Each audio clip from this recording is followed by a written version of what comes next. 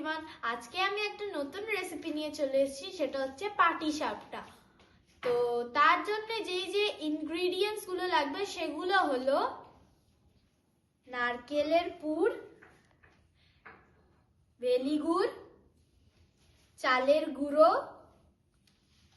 খেজুরের গুড়, পায়েস। তো এইগুলো দিয়ে এখন হবে পাটিসাপটা। তো চলো এখন পুরো রেসিপিটা তোমাদেরকে দেখাই।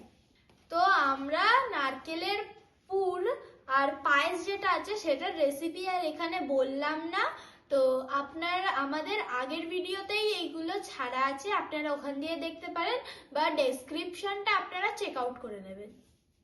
প্রথমে একটি পাত্রে ভেলি গুড় ঢেলে নিতে হবে। তারপরে সেই পাত্রে এই চালের গুঁড়ো দিয়ে দিতে হবে। দেওয়ার পর মেশাতে হবে।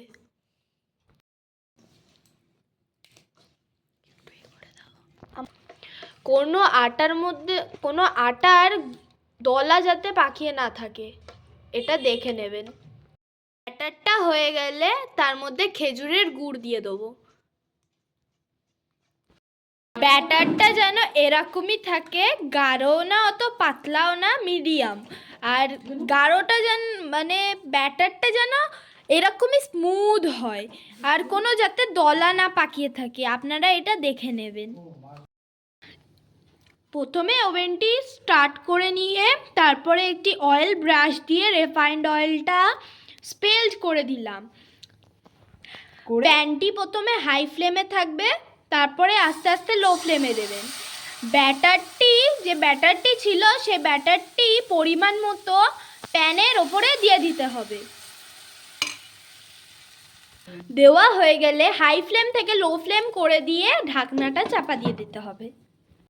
যে পাটিসাপটাটা হচ্ছে সেই পাটিসাপটার ওপর দিকটা দেখবেন শুকিয়ে শুকিয়ে এসছে, তখনই বুঝে নেবেন যে কি রেডি হয়ে গেছে। আর একটা ছিদ্র একটা ফুটো একটা হয়ে যাবে, তখনই বুঝতে হবে যে কি পাটিসাপটা হয়ে এসছে। তখনই পায়েসের পুরটা ওর ওপরে দিয়ে দিতে হবে। তো পায়েসের পুরটা দেওয়ার পর আমাদের ওটা উল্টে নিতে হবে।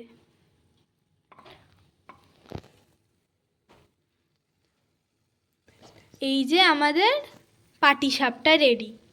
এবারে আমরা একটা প্লেটে তুলে নেব। এবারে আমরা পাটিসাপটাটা একটা প্লেটে তুলে নিচ্ছি।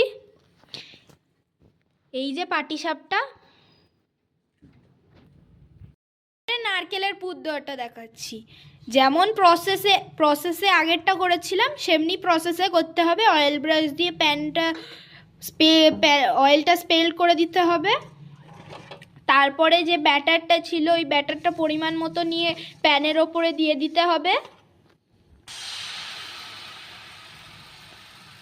এরমভাবে গোল আকারে দিতে হবে।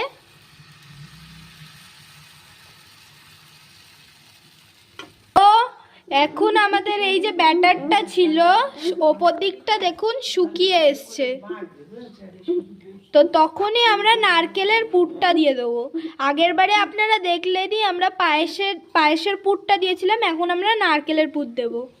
তারপর দেওয়ার পর এরকম লম্বাভাবে নারকেলের পুর দেওয়ার পর আমাদের পাটিসাপটার যে ব্যাটারটা হয়েছিল সেটা ভাঁজ করে নিতে হবে। তারপর আমরা এই নারকেলের পুর দেওয়া এটা পাটিসাপটাটা তুলে নেব একটা প্লেটে। তো এই যে আমাদের নারকেলের পুর দেওয়া পাটিসাপটা আর আমাদের পায়েসের পুর দেওয়া পাটিসাপটা। চলো বন্ধুরা, আজকে আমি নিয়ে চলে এসেছি পায়েসের সঙ্গে পাটিসাপটা, আর এখানে আছে নারকেলের পুর দিয়ে পাটিসাপটা। তো আমি এই দুটো টেস্ট করে বলবো। তো এখন আমি, এটা হচ্ছে পায়েস দিয়ে পাটিসাপটা, এখন আমি এটা টেস্ট করে বলবো।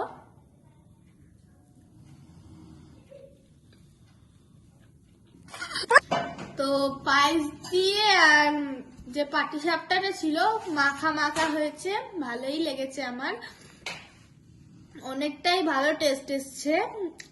আমি যেমন মিষ্টি খেতে চাই তেমনই পরিমাণে মিষ্টি এসছে, অনেকটাই ভালো হয়েছে। এবারে আমি এই নারকেল দেওয়া পুরটা খেয়ে দেখবো। টেস্টি হয়েছে, নারকেলের পুরটাও যেমন মাখা মাখা হয়েছিল, যে পায়েসের যে পুরটা যেমন মাখা মাখা হয়েছিল, এটারও মাখা মাখাই হয়েছে। আমার পায়েসের পাটিসাপটাও ভালো লেগেছে, নারকেলের পুর দিয়েও পাটিসাপটা ভালো লেগেছে। আমার দুটোই ভাল লেগেছে। আপনাদের যদি পায়েস ভাল লাগে তাহলে আপনারা পায়েস দিয়েও করতে পারেন, যদি নারকেল ভাল লাগে আপনারা নারকেল দিয়েও করতে পারেন। আপনারা যদি চান হালুয়া দিয়ে করতে তাহলে আপনারা হালুয়া দিয়েও করতে পারেন, গাজরের হালুয়া, এবং যা ইচ্ছা কিছু দিয়ে আপনারা কিন্তু করতে পারেন। আমার দুটোই ভাল লেগেছে। পাটিসাপটাই পিঠে, কিন্তু এইটা হচ্ছে একটা হচ্ছে পায়েস দিয়ে, একটা হচ্ছে নারকেলের পুর দিয়ে। তো আমার দুটোই ভাল লেগেছে।